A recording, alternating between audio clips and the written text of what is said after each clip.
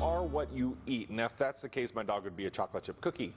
That's right. There's all kinds of things out there that we eat and we think are great, but are not good for your pet. Joining us right now, Dr. Rena Carlson from Alpine Animal Hospital. Thank you for coming in today. So what are we talking about? What's good for our pet? What's not so good? You know, it's kind of tough. There's just a whole list of things, and you have to think about, you know, not only just some of the chemicals that we have around the house, but some of our routine foods. Chocolate, of course, can be pretty toxic to dogs. Caffeinated beverages can be Check toxic. that one too. Yeah, check that one off. Don't feed your dog Mountain Dew anymore. Grapes, raisins, We used garlic, to give our dog onion. grapes all the time. We thought, he loved them. Yeah, but and a lot of those things a little bit. So say they have just a little bit of onion or a little bit of garlic, it probably isn't a big deal. The problem becomes when they go and eat the entire bowl of garlic mashed You turn your back for potatoes. 1 second, they're up on the counter, they're Right. just putting their nose into the whole bowl. That's where we can get some issues. What are some of the things that can happen to the dog? Is it intestinal, or is it just sometimes fatal? It can be fatal, again, depending on how much they get. It depends on the ingredient. Garlic, onion, they'll actually cause blood problems with the problems with the red blood cells. Caffeine, chocolate, those actually cause nerve problems. So you'll see potential seizures, you know, in the higher doses. So if your dog gets into something that is potentially harmful to them, at what point do you call the vet? Like, do you know what I mean? Like a little bit is okay. I mean, if they eat a bowl of something, is that enough? Does it need to be huge amounts? Once again, so different For everything. every different thing. So you really want to, you know, of course, watch them. And then if you're questioning it, call your veterinarian.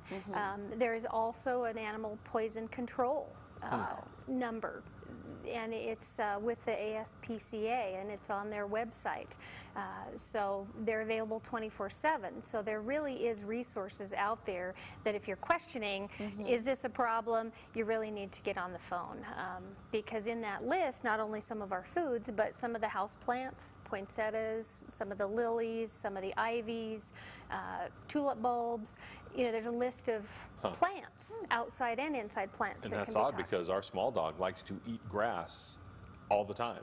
We'll Right. go outside and eat grass. And so some of the plants, indoors and outdoors, could affect their health. Exactly, and again, the different plant is going to have a different toxin in it, so they would react differently depending on what they happen to eat. Of course, fertilizers, you know, most of the fertilizers are relatively safe, but once again, here's the dog out there running around, they come in, lick their paws, or they eat a bunch of grass. You know, you really need to make sure those things are watered in before the... Keep them out of the backyard until it has a chance to settle in, maybe. Right, exactly. Now, you mentioned the ASPCA website. Is that a good place to go for, like, can you get a list of some of these things? Because I'm guessing there's a lot of things that would be on the list that people would not even think have of. any idea, and the list is very, very long. Okay. So yes, you have to kind of go through the website a little bit, but they have a whole, like, 6 pages of plants. Wow. They have, you know, some of the common foods that we would have. Another one that's interesting is xylitol, which is in sugar-free chewing gum.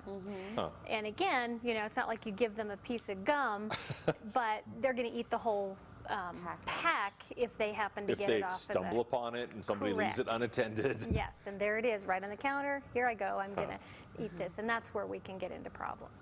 So if you have a pet that maybe you turn your back for a second and they do eat, you know, we heard the thing about dogs and chocolate. Is it a guarantee that if a dog eats chocolate or that something bad's going to happen, or is it like breed by breed, some more than others, or just the type of chocolate? If you have, you know, 45% dark chocolate, is that going to affect more than maybe like a Milky Way? Exactly, and it's definitely dose dependent. And of course, if you have a very small dog, very dark chocolate, not very much is Not a going to good cause a problem. Okay. Great big old Labrador eats a chocolate chip cookie, probably not going to be a big deal. If anybody has any questions about this, can they contact you at Alpine Animal Hospital? Absolutely, absolutely. All right. Thank you, Dr. Rena, for coming on the show. Thanks. And we'll be right back.